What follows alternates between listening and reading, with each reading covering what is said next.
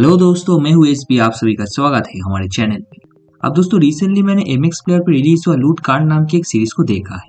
जिसका की लेंथ लगभग 1 आवर्स 53 मिनट के आसपास का है। जिस टाइम पीरियड के अंदर इस मूवी के अंदर कुल 6 एपिसोड है। जहाँ भी इस मूवी को सीरीज की जगह क्यों मूवी घोषित नहीं किया गया, इसका अंदाजा तो मुझे भी नहीं है। और वो टाइम भी आपको इस सीरीज को देना चाहिए कि नहीं, उसके बारे में तो मैं बात करूंगा। पर उससे पहले अगर मैं सीरीज की कहानी के बारे में बात करूँ तो सीरीज की कहानी फोकस करता है लतिका और पलाश नाम के दो भाई बहन के ऊपर, जिनका कि अभी के टाइम पे फाइनेंशियल कंडीशन काफी खराब है। जहाँ पे उनका घर गिरवी रखा हुआ है, जिसे कि छुड़ाने के लिए उन्हें 8 लाख रुपए की तुरंत जरूरत है। जो रुपए की बंदोबस्त तो सीधी तरीके से तो किसी भी जगह से नहीं कर पाएंगे, तो उसी के चलते वो दोनों मिलकर अपने लोकल बैंक को लूटने का प्लान करते हैं, जिसमें कि वो एक तरीके से कामयाब तो हो जाते हैं। पर उसी टाइम पे उस बैंक को लूटने के लिए और दो बंदे भी आते हैं, जिनके लूटपाट के चक्कर में लतिका और पलाश भी इस केस में एक तरीके से फंसने वाले होते हैं। अब ये तो कहानी का एक किस्सा है, और एक किस्सा भी हमें इस सीरीज के अंदर देखने को मिलता है,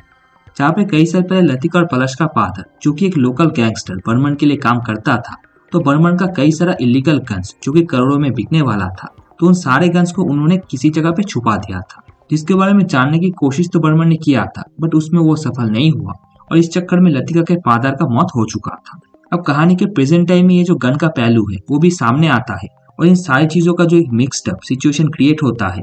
जो चीज किस तरीके से लतिका और पलाश के लिए काफी प्रॉब्लमेटिक बनता है, यही सारी चीजें हमें सीरीज के अंदर देखने को मिलता है। जहाँ पे 1 आवर 53 मिनट के अंदर अंदर इतनी बड़ी स्टोरी को हम ऑडियंस के सामने प्रेजेंट करना सही में काफी मुश्किल था, जो मुश्किल हुआ भी है। और उसी के चलते कहीं ना कहीं सीरीज के अंदर रहे मेन सारे जो कैरेक्टर्स है, उनके साथ हम इमोशनल कनेक्शन नहीं बना पाते। जहाँ पे सीरीज की कहानी शुरुआत से काफी जल्दी जल्दी भागने लगता है, जिसका कि सबसे बड़ा रीजन यही है कि इतने से टाइम पीरियड में इतनी सारी चीजें कहानी के अंदर दिखाना मेकर्स के लिए काफी मुश्किल था। और इतने जल्दी जल्दी चीजों को प्रेजेंट करने के चक्कर में कहानी के जो कैरेक्टर्स है उनके साथ हम ऑडियंस का कनेक्शन नहीं बनता, जो चीज इस सीरीज का सबसे बड़ा माइनस पॉइंट है। जहाँ पे एक तो आप इस कहानी को एक सीरीज के तौर पर हम ऑडियंस के सामने प्रेजेंट तो कर रहे हो, बट इतने कम टाइम होने की वजह से इस सीरीज के अंदर कैरेक्टर्स के साथ हमारा कनेक्शन नहीं बनता, तो शायद उसी के चलते ये सीरीज ऑडियंस को उतना खास ज्यादा पसंद नहीं आया, और इस सीरीज को लेके ज्यादा हाइप भी हमें मार्केट में देखने को नहीं मिला।